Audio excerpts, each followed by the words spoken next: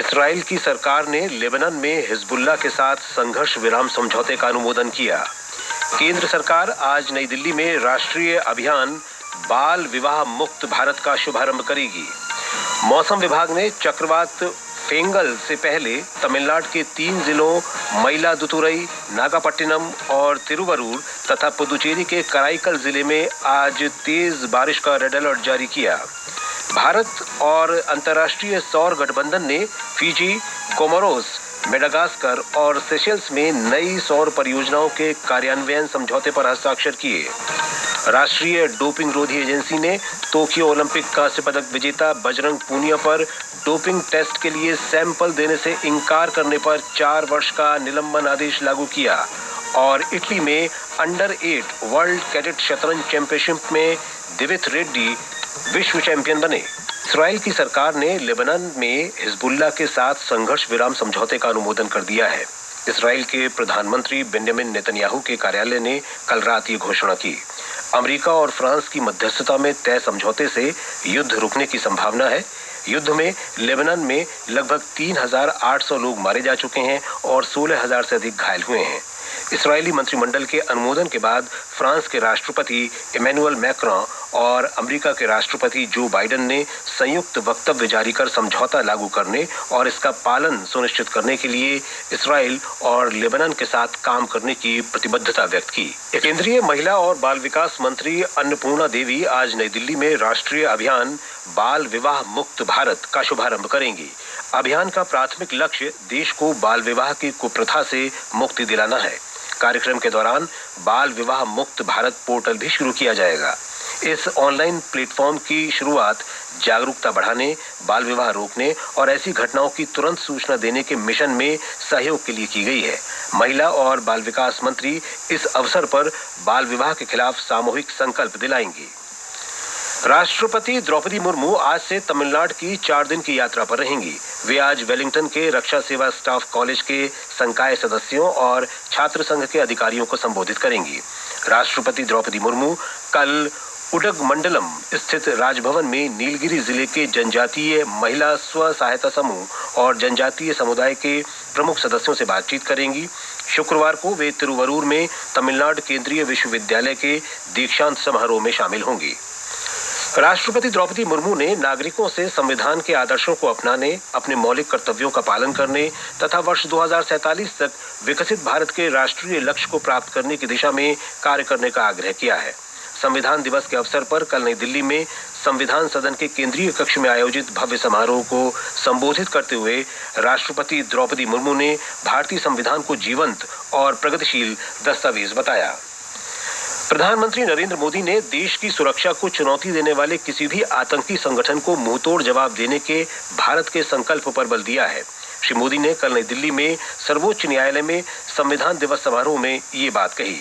इस अवसर पर प्रधानमंत्री ने भारतीय न्यायपालिका की वार्षिक रिपोर्ट 2023-24 भी जारी की। निर्वाचन आयोग ने राज्यसभा की 6 सीटों के लिए उपचुनाव की कल घोषणा कर दी। इनमें से 3 सीटें आंध्र प्रदेश में हैं, जबकि ओडिशा, पश्चिम बंगाल और हरियाणा में एक-एक सीट है। उपचुनाव के लिए मतदान और मतगणना 20 दिसंबर को होगी। कार्मिक, जन शिकायत और पेंशन राज्य मंत्री डॉक्टर जितेंद्र सिंह ने कहा है कि पेंशन धारकों और वरिष्ठ नागरिकों की सुविधा के लिए शुरू की गई डिजिटल जीवन प्रमाण पत्र व्यवस्था ने अपने तीसरे चरण में रिकॉर्ड 1 करोड़ का आंकड़ा पार कर लिया है। उन्होंने कहा कि यह अभियान प्रधानमंत्री नरेंद्र मोदी के दृष्टिकोण के अनुरूप वरिष्ठ नागरिकों के जीवन को आसान बनाएगा। 55वें भारतीय अंतर्राष्ट्रीय फिल्म महोत्सव का आज अंतिम दिन है। महोत्सव में आज तपन सिन्हा की फिल्म हारमोनियम सहित लगभग 70 फिल्में प्रदर्शित की जाएंगी।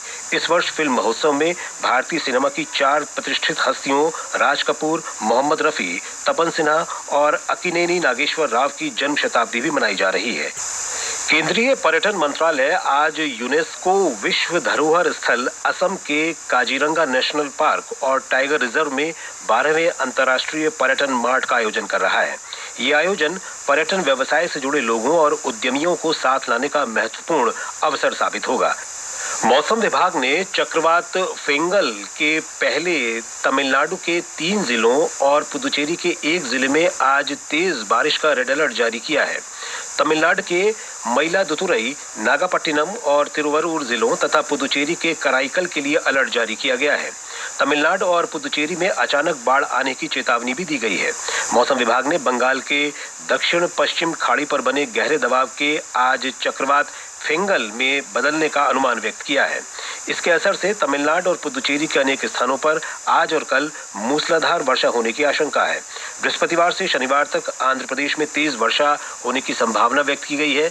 मछुआरों को इस दौरान समुद्र में न जाने की सलाह दी गई है। राष्ट्रीय आपदा मोचन बल की 7 टीमें तमिलनाडु और पुदुचेरी भेजी गई हैं। इन्हें कराईकल, तंजावुर, तिरुवरूर, नागापट्टिनम और मयिलादुतुरई सहित अन्य आशंकित जिलों में राहत और बचाव कार्य के लिए तैनात किया जाएगा।